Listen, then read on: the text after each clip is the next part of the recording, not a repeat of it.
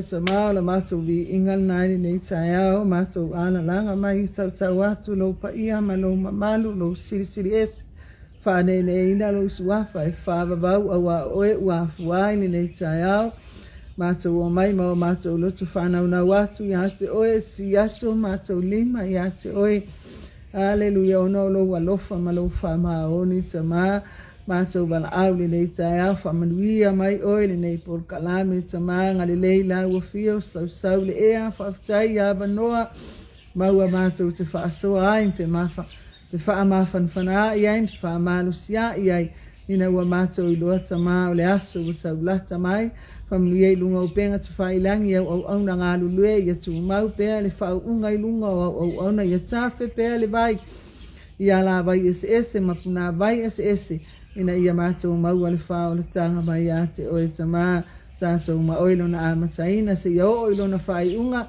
ia mai o yanga pa ia fa matala e fa manino e fa iloa e fa mala mai ina ia mato iloa pese alo fina ngalo mo i mato talia i mato tama o suafa Yesu Kristo ole me bala au toine amen hallelujah.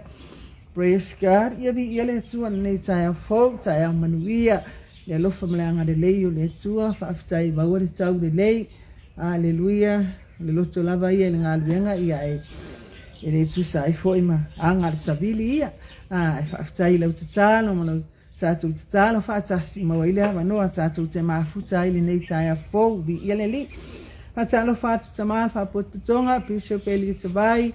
Whaftai te talo, manuia mea uma, whaftai utulu vai, whaftai la wana pongi, man tau peo Samoa, vi ia lea tua tama, whaftai te talo mai, manuia lau whanau, vi ia le li. Ia whatalo whatu fo, il whatonu, aleluia, nei poklane, Global Kingdom TV, sunga Mike Preta, marfatua, ia Sarah, vi ia lea tua, whaftai whaivalo filima, whaftai le au nanga, whamanuia lea tua, le au nanga, Hallelujah, maua se vi inga o le atua. Iwa tala whats foi na i mātua whalenganga. Pastor Fiu Alesi, man whaitua ia hana. Man whataita talo. Man via mea umai he perona nei. Ia le atua, from nia le atua au nanga ta itasa nei aso. O whia whatawhia ia ile vai nei aso. Le ngata Global Kingdom TV. Ia au ala vai ese alai ministries ese ia whaman via le atua. Hallelujah, fa mai le pese so mai le tafenga vai ia tatu te feinu wai i manuia o le atua ia vi ele li ia nau ai lungo screen tatu mau ia le atua fa talo fa foi nei ainga mawo e masani nei porkalame. Hallelujah, Global Kingdom TV e mai so hallelujah fo ia ila to nei porkalame fa manuia le atua ave nei porkalame os fa manuianga ia te oe. Hallelujah, swa manianga fo ia tatou uma sawi ia tatou ia mole atua malon finangalo vi ia leli ia ole atua nei porkalame o te alua tuai o langa Suia tus fai tau ma mamlea ile isaia lang tau pelima sun malima fai upeon malfitu saia lang tau upeon sun malima o ile lima sun malima fai upeon mal fai upefitu ia mauso wa vanoa fai tau ia mai olvala awina ua bala awina tangata umalava tātou te manuia ile misia tangata umalava o oe maa umale lalulangi atoa ele nga ole au faolaina ele nga ole au ele na tangata ngasala kako maafa mai ua bala awina tangata umalava la tou te manuia ile misia o ila ale fialu ile vala so se mea kako ke whaalonga ile pa mai le whale oloa kako ke o iai Fea me ka umai ai lai mau ai wha manu yanga mea kau kupe mea kau mea ai le ako inga wha manu yanga ka kou ke lolofi ai a manu yanga o me pala o me ngata o me mabae o me susumu manu ia le lalulangi le wa sauli vala aulia le manu ia i le langi le wa sauli vala aulia e mai fea le vala aulia e mai le langi wa vala auina tangata umalaba la tou te manu ia i le mesia longo binga wai la le fiar wai se ale fiar wale o tata o tino o manu wi ai fa avavau o manu wi ai le mabai ele ai se muta anga ne ka ko ke vava o ila lungi hallelujah praise God ka fao meo le lalulangi maka ko baba o i meo le lalulangi praise God ka ko ke su ele au lo po fe o ye le au ale a me nga fa mai le fola ile langi ni me ki sa vali ai e soli o ka ko vai ia ia le tua ile fa nga ina le langi ia wa fo le wa lu aku o ma u tato uma tanga fa ola ina ma tanga o le tua o le au no le tua ia o fela me ko ya lai mai nga praise God e sa vali o le au no le tua au le lalula o le ala wa sauli vala aulia amu ia oe le wa e la be le wa e fa fonga ma tsa ya nei ele o awa o kako va ai le vala aulia le le lulangi e vala aulia nga oe maua mea fai poi ponga ile kai vala aulia nga oe pe vala aulia foi lo wa tangata wa la ilo ai la kunga se lima suka la ai la kunga ska se ni pua ai la kunga ngai pui ngwa se ongo le mea le ke mafaia ele vala aulia oe bala aulia le lalolangi la va ai o mata le va ai ngau mata haleluya ia le atu se vala aulia ka ua praise God le vala aulia le lani awa fo ila tato uma fa na le atu o la vala aulia ka ko uma o le fe au e mo ka ko uma ia le amu ia la we amu ia fo ia o le wa e fa longo le tae nei o le maua lo pusi vala aulia o le vala aulia oi fai mai e te manuia ile mesia o le ale mana onga alu ile mesia talia le mesia talia Yesu alu ya Yesu e ke mawai fa amani yanga e fai mai e ke manguia se fai lo tala ile taimi fo ina na vala aulia ya ustasio fai fi au haleluya ile kalesias fitua o walanga o sawa i kom haleluya le taimi o taimi o le sauninga sa fai samatau haleluya na lo atu le tai fi au o kuli mango le mako e ia ile fai fi au e for isso se au fitu e ia for isso ina e aso fitu e alu aku lan fai fi au le e alu o fai fi au fai fi au ale o que sabali mai o foi mai la fa ka mo fa ka no se mai sa fa nga fa tsari tsa mai tsi le au o le o mai ma ko fa le ma ka wi no i mal ka ma le fi au o le fi au le nga ke lo le me ia fai fi au lai lo fai fi au le me ia fali ale wa ku mai ia kia ko fi sili mai le ngol ka nga le manga o mia o fa ia kulo ia i o lai o le kuni mango le mako e kia fa sa o yo e kwa o i me le spiko mu nga paka o le ai nga muni muni ale nga ka ia haleluya fai mai lo mar tala fai fi au ia e bala au dia o le mato sa ni nga nei le fai sa mata ia bala au dia so sisi ia sua tu na nei tato fei lo ia ke lo le mangu ia le ke manga o wa foi la nga o ko dua fai nga dia ke le ka mai ki fa o ke lo le mangu ia le au mai lo kai pe ia la o ka ko ko ia ka ko tanga to lalan pa wa yo me ka ko ke nga ngau ia o manu ia o le tino ia ni ka fa so le kupe fai ka mai haleluya le fo ba ia ko tanga ta o le atu o le tanga ta ia lo fai tanga ia o kope ale o fe au kaya sa uni o ke alu vala dia ne fa mai ka le lima sal pas malelenga fai le mea ai fa fanga ka mai ki fa singo ye male mea ai to ina pe amanga va me ka pena fia o sa bili aku le sio uso lenga ma ke fa kasi ya o me ia ona o ma vala aulia ma uele tu ai fa ke ai ma uele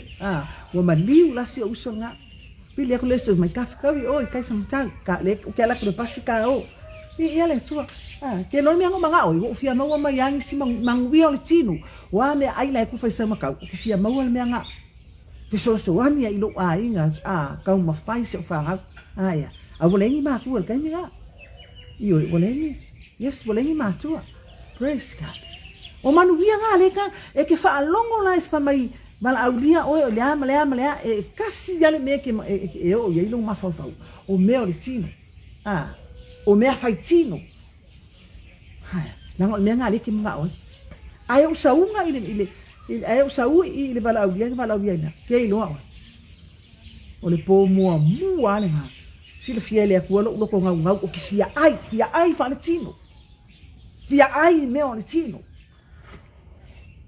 na fiele aku lo ko mo sa ma o ke mga o mi se so soan ai le o mea yang o sa wai ngo sa ki fia ai le tino o mea yang aku fai ka si ya kere nya ka me mawai ai o sa nga o le ai e se mea yang la ulang mai mai e longa mako yo ula vea le po mo lua vai aso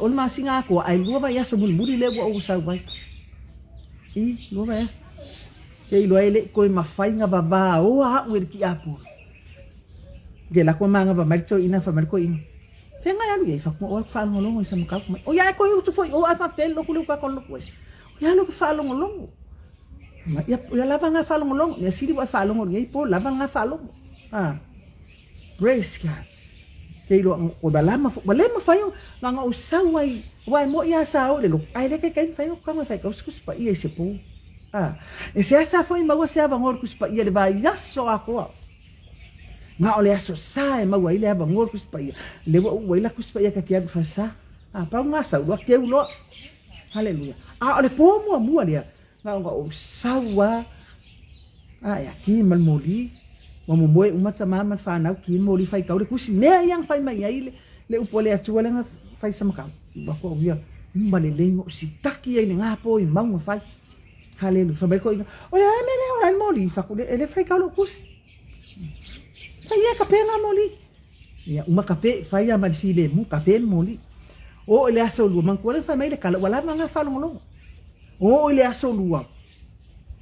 Ko pen me ai fa fanga ka mai ki ku ile ko Saufoi ko inga. Wala ima se si walu. Ya. Le wa maka nga sausa ka ni nga lu e mai. Praise God. Hallelujah.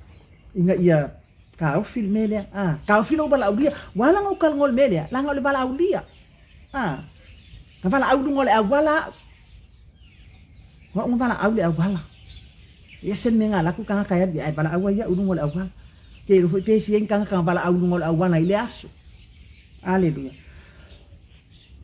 di ele tu o ko ya lu nga po sa taninga nga tau aku war ko inga mga ba may lai o nga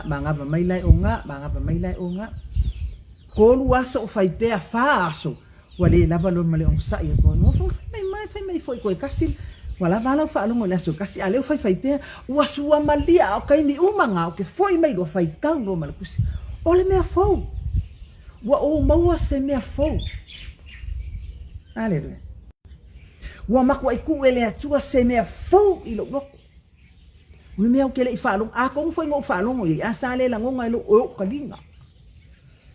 Ga o wa ai foi ai mani ai le i whapupula i ngō maka. Sa makua ka ai mafusi alo ke ngō mea o le tino. Hape o la uloku wale, anganga lo. O la uloku wale, o ke le kua usisimia o la uloku wale. Le anganga loku le ia ka kowe kau fia ai le bala awina le atua ya ke oe. Wale banga bala ulia o iska kai ave o i fa ngolongo ile mea le tapu wa inga me tapu inga ile ave o inga ia e loku tele foi tanga yang bala ulia uma ave le me se ko foi ikua ya o le bala ulia o le mea le mau ngofia ke non me se so yang makai ngal fa po walu mau pa makanga tuma e kuma ai kialwa wale ma fai pe o se afi e mumu ko ngolongo ko mea o doa Wale ma fai foi, onga kafia wa umalia ineye o mai akia. E le ma fai on ko kafia si mea o bilo. Ni ia le tu. O sa pe ia vai aso muri le. La ngai kasi ala so sa ai fa uma le son fua. O le vai aso muri ale nga mawaya ele o le lua vai aso. O le vai aso muri. E fai la tala. O le wa o fili o ke papa kiso wa le bala agua po ai fia papa tiso le aso le sapak. Wai pa petiso. Asi ilo lima ku silo ngua. Ya. O foi mai le fale. Foi mai fa ko Saufoi ko ku ma foi. Mo pe o se me foi le fiki lo ka kingo wa kalela ngona ina le tinga o le mele fai mai ya. Wa ku ele ku se me fo i ko kongo lo ka lo. Haleluya. Yo ko ya lo le la wo wa ke sa un pa petiso ma dia nga po. Haleluya. Nakulo lea o le vala ulia lo ke kala ngoi e ke maua i le mesia le manguia. Haleluya. Ai ko foi mai ka kokus. E te maua manuia i le mesia. Haleluya. Ia le tu ke anu la fa mai ka penga ku se ofu ka penga ku se a ele se nga men wanu ma o nga vai ngel ka mano ele aku no ka penga nga le nga e masalo salo e un kupu ai foi ni si besi ma ka fia ko i ma ule me le o nga o ke praise God yo balu lo le aso le asto nai ia le tu praise God fai lo le bala fai lo le bala ya wa o umaka ngaka ilua o tangata le ke ngofo ile me ia ile au baptiso wala au lo mau sa fali lo malo loko ile ai masisi me ngo ko popole ia fa pe ke fo i mai nei le ole pong fai ai le pong fai pe que so o ke le popole pole ane me o ia le kai ke fo i mai ai ai sa o le lenga kupule nga me praise God e lo sila sa le ka mano le la wa o ke alu fa longo e mal vai aso ngai no foi praise God le la wa ngai po papa kis ke lo kai mi wa le lo vai ke se lai fa fonga le nga ngole tu ke fa longo lo kingo pe si paka foi le lo kingo fa longo lo kingo pe se ma lo si foi le wa pa i mai o si paka lo kingo praise God o wa mi foi lunga fai su winga sui lo ofu ya fai fa ma lo si ma ko o tangata uma ia o la ko anga la o fia o foi le o kia le foi o kia no ma ko wa fia ala fa kari mai o le ki apolo e ma ko wa fa ka ma ia wala abia na wa we wa o sa o so mo kia wa o ke sa ma fa manu yanga o ke sa ma nga fa manu yang ole ala le sa ole na tala ke saula le po ngou la kuspai ko kikia o lea ke ngalue le kuspai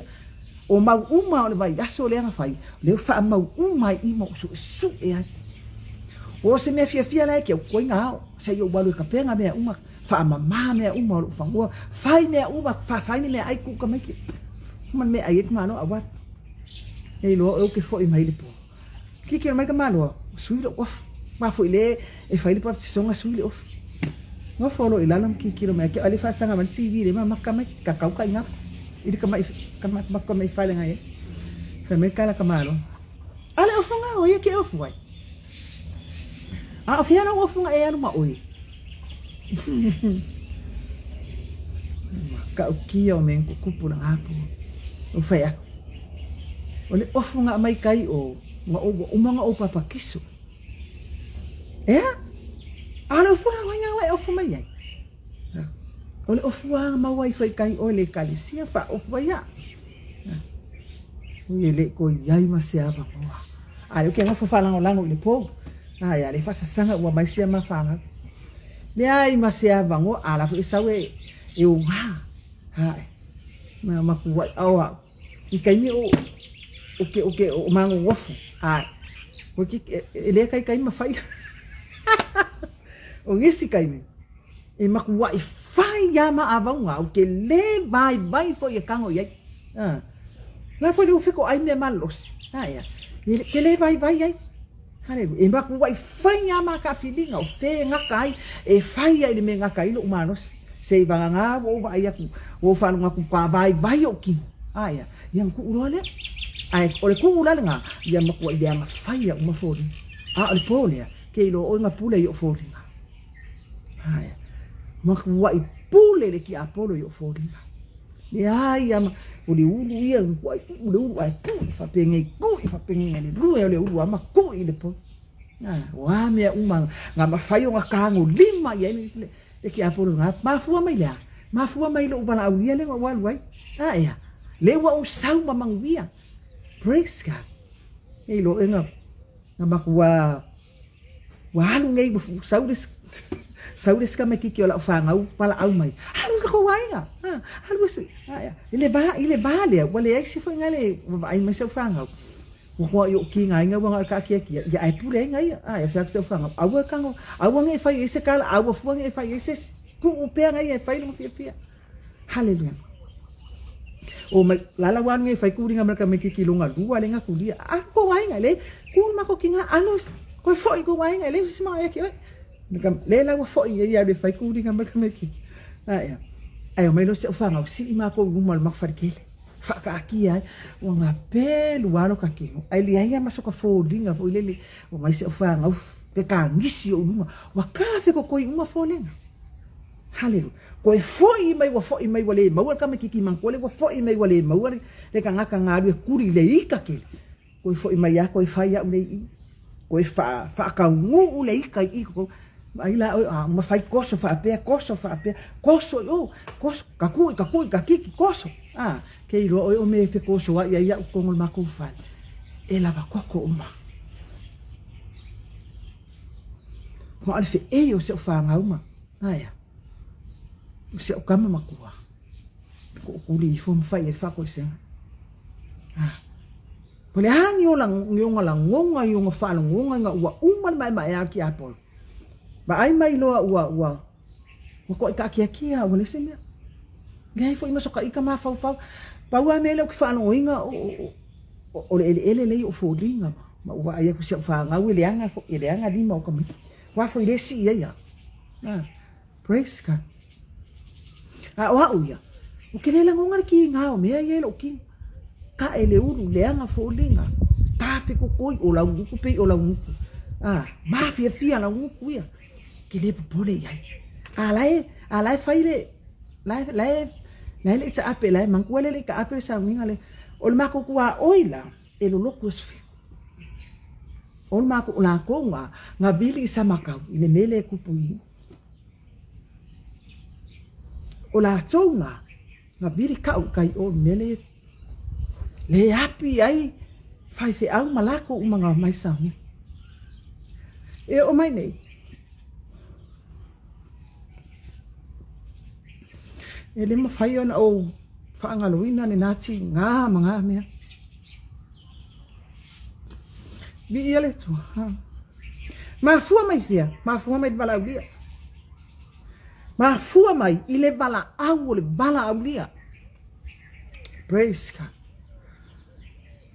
Ai o ke leilo ai. Le la o sau ngai wha pele. Ma si i au o whale le make moe ai. Aia. Si ia unga i onga lima ma ave o ngol ka ingam. Sau lo le sa fa i luma e ka ingam ngofo kilo o ngol mele ke ka o koi. Ai a ka mi milo solo mai se fanga. Praise God. Ele leva. Ai fa meka mai. Mam ka vale la sunungia mai o la le ka vale la sunungia mai luma ma ko fa. Wa le ma ke ngofo i lunga ai ki va ai ku lalo. O la le me o ka vale. Wa o mai uma fa ti a lunga mako pai. Pesi eki e pe. Wa foi ele o fi como mako. Ele yo fi tsoro mato fali. Aya, wa ku singo ngofo ifa. Kilo aku ilo ka akia. Mo una ngonga inga, wa ko kongo le fale tangata ngofo ilunga. Ai. Ki va ai mai fafo yo lako lo imbaka. Hallelujah. Va ai mai yo lako lo imbaka. Hallelujah. Fa ya ku fa ma do si o. Ni fa fa ye kari mai ye ka ma do fa file mu ele atua. Hale. O male ma ko fe do ai ko fo. Ai man ko ka ya. E fa ye ko ngai fa ai o le aso sa, e fa ye ko ngai fa ai. Ma fa ma vai ai o le au esi. Aya, fai mai ai lunga o waku, fai aku o ke waku. O ke waku. Praise God. Ia le. Fa mai sa se ka avare ba ko fa ku de ai o ke waku. Ke ma fa o isi foi de singa ia. Ke wo mai ka ma le fai fe au ka ai ka ma ro. O fai a au le popole o ke waku. Pa ma le mele lo waku. Aya, e bana mai ia ka au so waku. Ole poling fa ka ma ia o ki aporo. Peia ole aka ki fanga lu mo fale. Ke iloa nena ulangona i tangata lau ke alanga le alanga fo ile. Fasi. Peia le alanga fo ile ia Yesu. Aya. O ia ka kala. O ia ka kala. Ile imanga o kanga ka kala ma Yesu nga kala mai le kanga ka le pango ka. Le alanga le nga ulangunga i kangaka. Tangata le mato nu awafu e kele u. Kele u ainga. Kongo le kalesia. Haleluya. Le fafonga mai kankal mako. Sa ngofo falo fifi o mea uma. Eu karinga malo o mea uma o lima ia. Mea uma pei wale o le ika o kangaka. Ilo ua ese. Aia. Le fia eu mea au kalvou o mea uma. Mea ki ngā o mafutanga tina o mea fale fifi au. O ke iai uma i mea. Haleluya. Praise God. A pizza. Sa fai ama le no fa peka ika ia. Se o mea ka ki alu ile langi. Beala le o vai aku nanu mako fale. Pe asa se ka vale. Ke va ia kwa ia. Ai ku mai kangaka. Na kilo mai ma. Ia. Ma haleluya ma pepese ma kuai kui momomu. Haleluya. Malama ka ia. O fe aku ka pai me ka malo. Failo off. Haleluya. Failo off. Ke lo en fa ka imale fanga le sko inga olanga o. Nga ba ko makfa nga inga. Fanga mako me kwa ru. Ma foi. Ma ba ai foi makfa mu ai sua. Ni fanga nga fa pi do. Praise God. La wese fanga fa faile me ke loko yai. Faile me ke loko yai. Ele ma faile fanga nga. Ele ma faile sesia me ke faile ya kia. No ko ya de esene me ko le atu elo. Pu le a oi.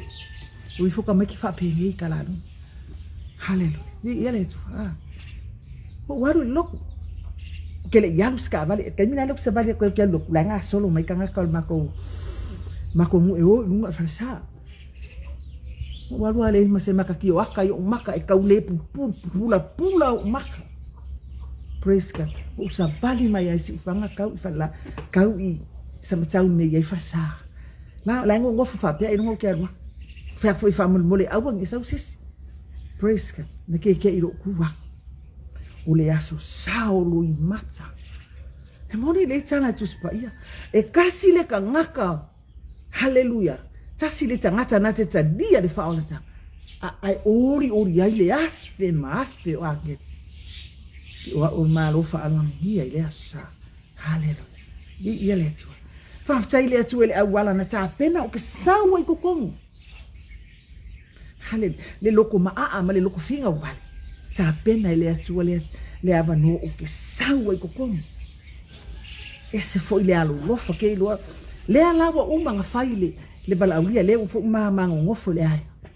Ai le uma mai au ke lo ke au sulu. Haya. Mako wo mai le o mako wo mai nei. Mato nofo nei mele o mako ngofo nei. Haya. Ele uma le ika o ke apolo. Lan mana ongor ki apolo e ave ese oe mai le bala aulia ai oe le atua e vai ese oe mai Yesu ave ese oe ma manuia o Yesu. Praise ile ma fai nga me ave ese. Praise God. Isi po ki vai ka penga la fanga e vi ka penga la fanga ma ko yo samka ke kwala ma ko wo yu ka ile si ai ngore ai ngore sama au kala ni foi ke inga ainga valua po o mako ngof mak e aku pur ka vale mako mau ko se fang au like nem se vesco lua. Praise God. Ia le tu mako ngof nya psi lua se vai as alwa ko fai au mai au kai me e farsa mako ngof e fa fanga kele aku mako we ele kalesia ia le tu. Praise God. O resi kai mi ngof foi kango foi fa fefea kango ka penga la fanga wa wala me ye le tuangane e aso fiku foi malungko dua malang fanga ke se ko ngani ba wala wa mala mai for kaya wala sia kan so ya ma ko mo ngai wala ko fale ula ele ya no suya o mi wa nga rusa o fale ula so ya ko si fale ula mo. Praise God. Le wa suru solo so ya ma fanga le iluga se me ka sona ia ia le tua. Praise God. Fa fea solo umale fa fea nga sa le lua ko sanga ko fa fea ko le lua ko sanga ia ko ni man ia o dia mafua mai fea mafua mai lata lia o le bala audia. Praise God. Mafua mai na wata lia le bala audia. Praise God. Wang ka ku falongo ai ka ku kele kalia. A leo o luangi o ka ni manguia o le tu. O ka ni manguia o me o kele va ai. O sau mala o fanga o dengar ko o mo ka mai. Alai lai ke le se fai ko o ingei. O fanga o ka mi ki mo no. Yai le fai ko. Praise God. Ngeng a makanga fanga ngau ka mai ki fai kai ko lua ka mai. Teni ne. Ko lu se fulu ka mai. Ko lu se fulu ka mai. Ka mai ki mana ko fanga ko lu se fulu. Mane great grandson kasi. Oh kan ni fa man yanga. Haya, o mai foi malele ai o se mea. Ha mea pipa wangi. O inga fai ngai mea. O inga au mai ngai mea. Manu wia o le atua. Kere ki se valele, ke loe. Alfa akop, ku se fa akonu o walu le kausanga. Praise God. Ai kokongi mai ele no pasese. O kan haka kwele masanga. O le tai tapena ai kokongi mai ese o me Australia lo pasese. Ke ia win mai Aniva. Ese kai mingo ngofo ai. O fialu vai se o kama wa. Ma ese marunga anko na no foi. Me o kamaiki. Ai fainga lea. Ai, ngofo ma ai, se ale menga fai o ma ku ela foi oi, fai na fa balea nga cha cho ma cho sa fai ka fa. Abe lo le ku o, ese foi ona ia la ngona ma ai sa wa o se nga anko, ele o sa wa e pui mai, e manga o sisiane, le sa wa ina ia le ona. Abu fai ma me o sola ese ai. E vili mai ela ia kiau. Lai lungo le maunga. La me ga fai lungo le maunga. Lo ke ngofo ai, ya su si no ke ngofo ai. Praise God. Di ele tu. O le mo ka ngo ku le bala uri abo ku le fe au le fa nge. Aya. Praise God. Ngo fo le mo ta tsalo le ku wa. O ke fi alu vai se o ka. O si tinai lu ngaku le lo makua sang mai Australia. Praise God. Sa le lo makua make fai ala manga lu ma o ke le vai le kala ko mako. O le ke vai. Fa melo makua kia. O lo makua sa kapusa. Fa mai lo makua kia. Niva. E se ala vai a o pe se me o mamafa i lo loko. Aya. Me se kai me sa bala au me o kia ru ko a uma sa ko kalo. Ka kia ru la ka kia ru so lo yo ka maka. E lo mai lo makua fa mai. Pe ia e se me ke ngai mamafa i lo loko. Ka no fa makala i se o kamala. Ke fialu vai se o kamala. Na ko solo maru isi. Wale ko fo i mai sionga ako. Mo meu ma fau ka mai. Fa pela aku ole oke mai sa se ne leanga. Praise God. Ve ia le tua. Fa mai lo makua. O yeso kus fola. O lai ai o expire. Fe mama. Sa ungi ka o ke sa ka o e fai lo passport ko fa fo. Ma fai lo pasese. Wow. Praise God. O ke sau ka sa unio ke sau kai au. Ma vai lo passport ka ke fa fo lo passport. Ma fai au mea, ma ko kongi lo pasese. O la walunga mua ma o walu e vai se o kam. Ma maua. Ma maua o fai long ko rua. Praise God. Le la mo ngofo ko rua, ai le umai lava, wa ngofo mai foi o la konga. Ele tu sa tato wanga nu ele ku sa foi o tato talito nunga. Ngofo mai o la ko e sa wele fa la inga ka ke ngofo ala inge haleluya maka ngawa yo isa kamala yo wa paulo kama ke kile wa ese ke yala tu ke kalo ile tu o ke alu su eso pase se si kai mi ke fa alu wa wa ile ngofo fe ile me ala fa mudinga praise God ona waru le se ka songa e oi sai ile polengsia o la no le Falutina, ya sa il puling siya nga o fangalwe nga isu si kaseng nila wa famsino ne praise God ni yale tu fonti hallelujah ni yale li lo erkalas asi uso ya kya nila ukang ko ni lo pasisi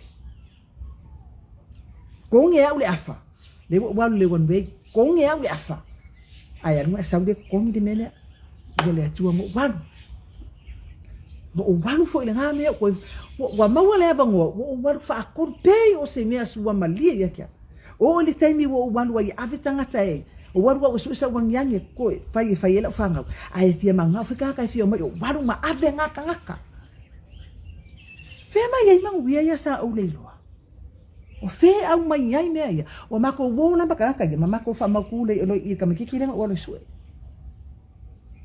lo kala nga fai kiki le aua nge e fai ska miki ken malanga i se kupe mo report po le ase me ako lu ma o ma fanga ko lu le mako fanga o mako kupe e fa ka we ka ko me ai fa yele mako wo so ko ave fa ko ama praise God really to o leo ke kala ngoia ke o ni mele fai mai ai o manu ia e mau ele mesia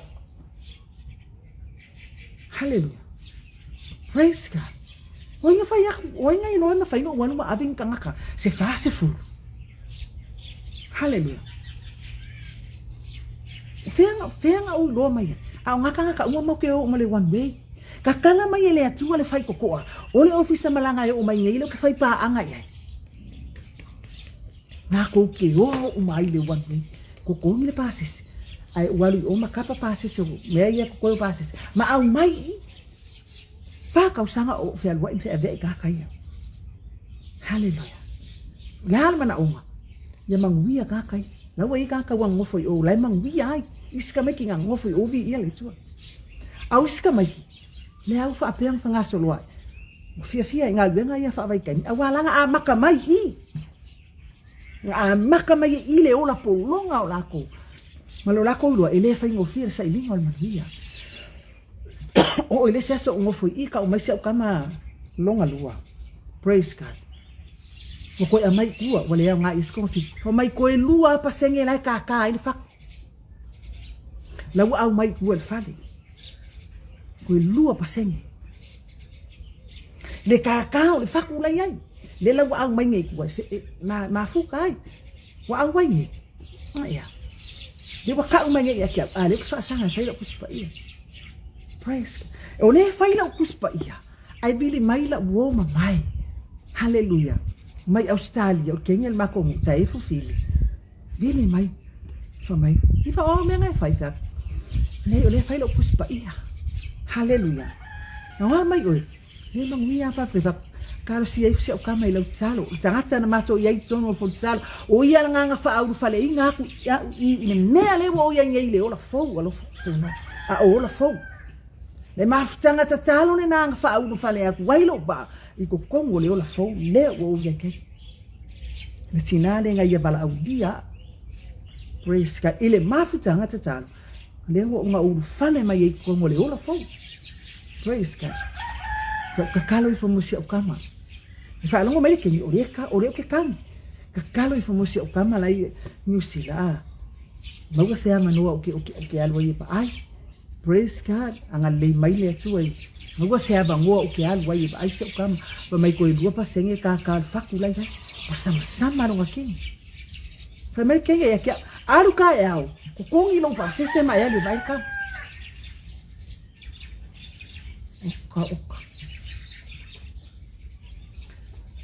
o le yo le tu manguia ia le ka fai loa ku nge ya ti o ele tangata leke ngau i manguia o le lanolangi praise le wa ese ka ko maka ese le le fa ai loa tua ia le tua e se foi me ka ko ke o mai fai ma fa mai le tua o ke fai ese me fa ko a ko pinyeia le wa ke ia wo so mai le mo le mau ma le fa la wi loa ia te oi aleluia ia le tua fai mai se o so le alu kaya ko kongi lo pasis mai ai al passport le fe alwa i ol multiple visa kai ni anga waru ko kongu le fa ngofi alwa i inele multiple visa uma fa waka penga ile ku le office malanga moa uya ale kai mi ka ke alwa ko ye ka kala le abangoa le hale me fa ka o visi ki manga mi le so soangi hallelujah ave umai o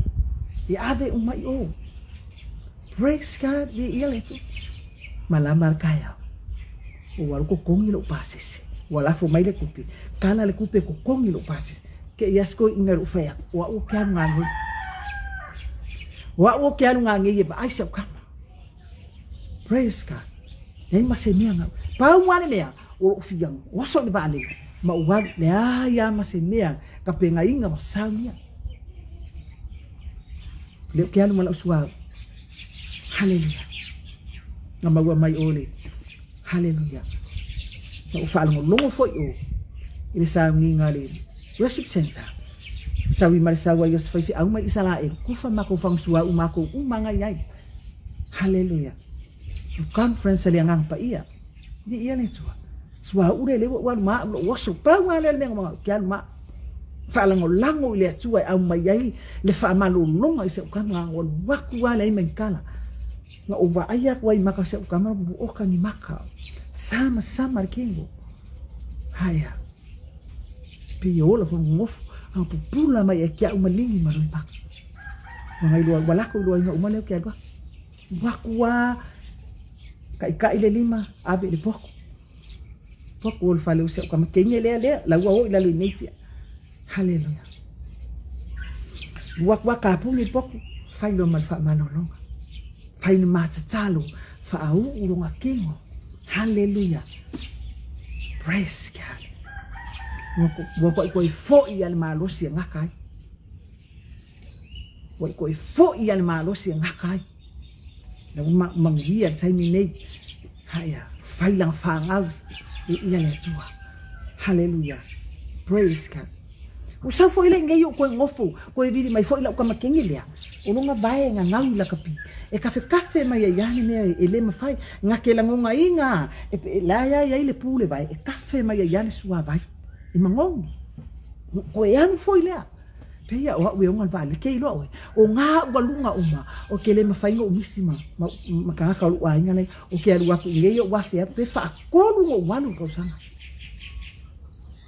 ke ya lo ufale a pina sa wa fe ali ko pe a pe lu ma singa le uma kan ko ufale a le fo ko va mai ko ufale a fo le fo ko va mai ko ufale a fo fa mai soli amu ia oi ma ko ka fia ka usanga fa ko a ku samo a oi fa fia se furu mai sau ka usanga haleluya no fia o le yo le atua o le yo le atua praise God haleluya o manguia la ia le ka fa makala aku ya ke o le tangata le ke ku ngau iman wia o le lalulangi ke ro manguia nga e fa ya ngasi e fai ya le loloa, e fai ya uma. Praise God. Manuia o letra. Praise God. Di lele. E tumu pea. E kumu pea fa manjanga le tua ya ti oi. Hallelujah. Di le tua. Kwal fo ile ma avela fa ngawi. Kai mi uma. Man ko fo ila ngi le ko fa ya ko ya ti oi mon ba.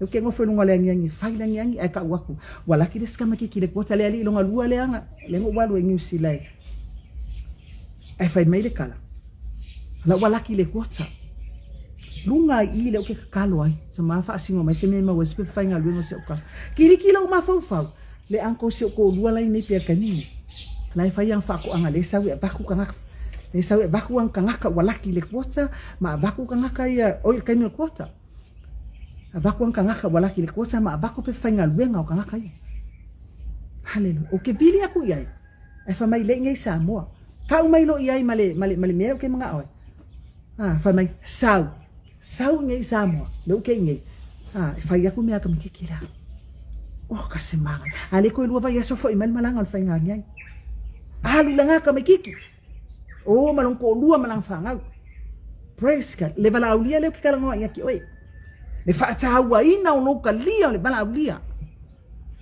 praise God o sau ni ko ave kami kami ki longa fa wa lunga uma o ki alma ave la fa hallelujah ke lol ma fa o ki alma ave la fa ni ala ko ngunga inga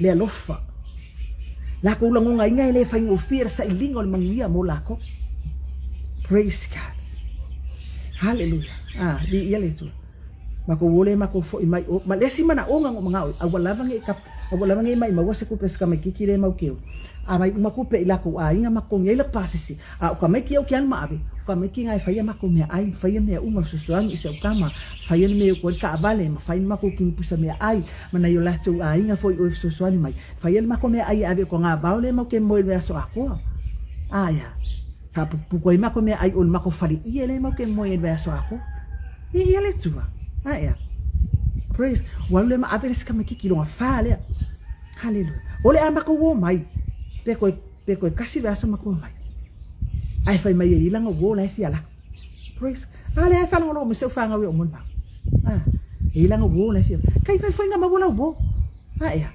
fenga nga ma wanya wo ole a kai mang no por kai mira o ke mo ingi ai o fale ni fale pa lang ilo ke mo ai o inu o ki ilunga o ki lang mang kuela ifa ko ang o lo ka lang o ki lang ele yo ilano ni pe kai mi le wa ai kai mi ngai hallelujah no mi o ke mo ai o la ko bi ka fal po o lo po ngai ma wai le wo le ki ki na la ku le ma ba ku ke ngi haya fa me o se o le o ma fa ko kai lo fa o la ele fa ngai ngofu ele fenga ngofu ole ntako mai malanga ole pe mika ele kali fo New Zealand ta fenga luenga ole fai fo ile fa pe ngai lalo na yo tatu tanga sa mo nai o e so so ngai ngai ko ai ngai wa ele fa ka ngai ka ko ngalu hallelujah asu e mai ngai la o ele wo wa hallelujah ole wo wa ku wo wa lai ma wo ma la ka o fi passport na ka o fi ka kai ngale le fa ko ga kale ma ko ke ngalu e la asu mai ngai o ke le yang no mi ngai le ko ma wole ngole haya ese pupu o lo ma fa ese pupu o lo ma fa wa le bang o ba ai man wi o le tu ale pe fo le lo ke ma sa no ile ma fa ile tu ngo fa me ale ke le yo me ke le o fa ile tu i lo ai nga ma fa ai fo nga mai o le pe fo nga mai o ke fe ni me le ngo fa ka miki praise God hallelujah ma ko ngofo le i markenge le a o le me fa ile fa tu anga wa le me fa nga sa kai na e ka ko ngofo i ka kalo ile atua po le ane me fa mai ile atua hallelujah fa ku si kenki ai sa uma o kenki sa vai o fa ku ba ai fa sa wang yang arbi foi fa sa wang yang praise God ali fo dos kenki se e rungo leng yang se yo ba ai foi pes ka ka fa pe i ma ko fa yang fa kasi ya ono le kai mila ma ko wo mai fa mai lo kana askeng e kia o le la o la no o la ko fa le o se yo o yo ma ko fa ku ka fe va ko se ka ma fa sio ki ko wa mai le ai ma kio ke lo mo sa wale o ma mai ska ma ki ma mai le malanga ko lu ba ya so inge ai bili mai hallelujah la manga o ma ko fa pu Nai manga o ma ku e fai poi lunga o kilang. Praise God. Hallelujah. Ale o ka se fai poi ponga o le mea kele. Po fere mea a fai ngi fai poi pon. Pi ia le tu. O ka se fai poi ponga le manga o. A po ai la fai fai poi pon. Hallelujah. O waru fo ile a kongi mai se fa ngau le lunga ki langi pa se wa. Ni ia le tu. Le wo wa mi mat fa mo le la ma ka pe ngai lan fa mo le. Ke lo o.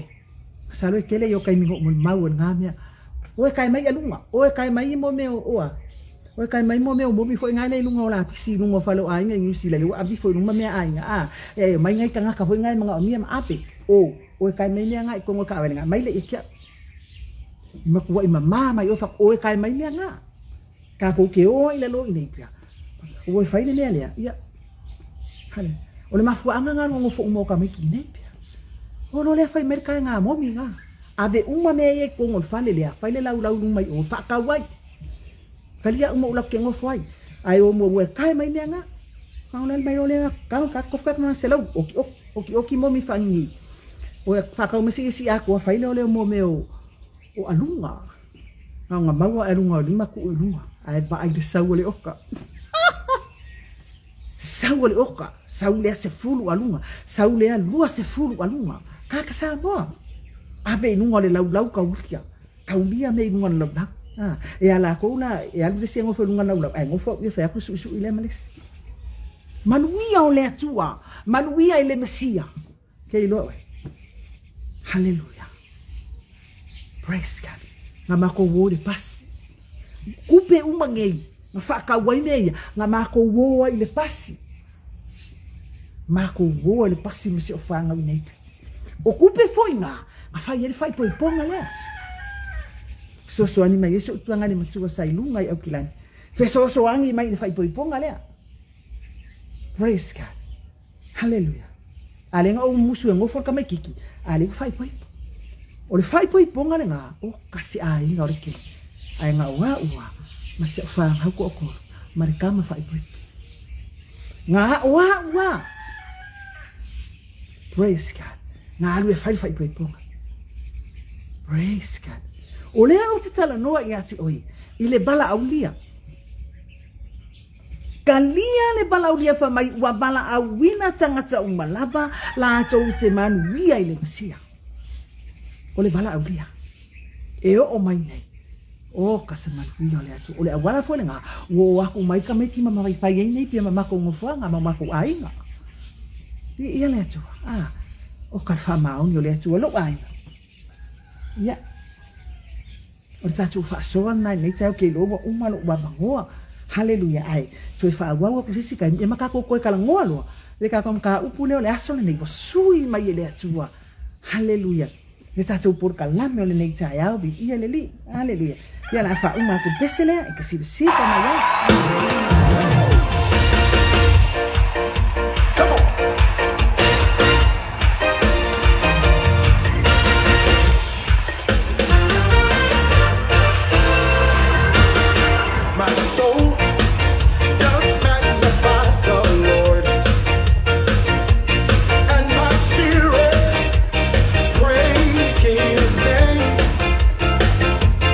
Even death could not hold you.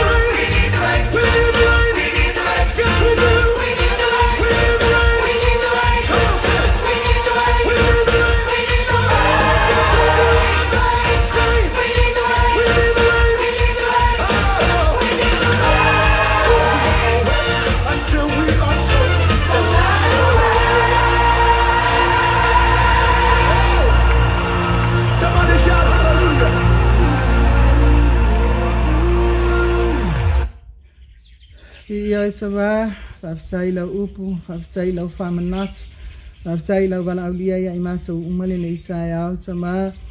Hallelujah, mātou iloa sa ma mātou mautinoa, ua mātou tofo, ua mātou ai, mātou wheeno I manuia mai le mesia. Ina ua mātou talia le wala aulia mai ate oe sa ma. Whaftai ta mai le whi au le nei tai au, le whi au fau le nei tai au. Wai au mai mai mātou umatatalo, wai stasi whaalongo le nei whi au, ma whi au umai lea taimi, ma lea taimi lunga o penga sa whailang, sa tala o lātou loto I o lātou talia, lau bala au lia, e ala ia ke riso Yesu, lātou te manuia I le mesia, ta maa, aleluia, whamia mai oe te taimi o toio nei aso, aleluia, por kalame o te toi, whamanuia, ta maa ia I lātou umoi lunga o por kalame, tu maulau whau. Ngai lunga au na tama whamanuia Global Kingdom TV Maria au nanga ese wala mai ai lo finangalo I lo lava swaf kuis man mano ole mamala au tsai nei amen amen hallelujah talofa halafa mo ole so pele pule yala suputala fa tei Mike Preta oi foi la to wale mawatu vi ia le tua alo fitele atu mo to love you sis God bless amen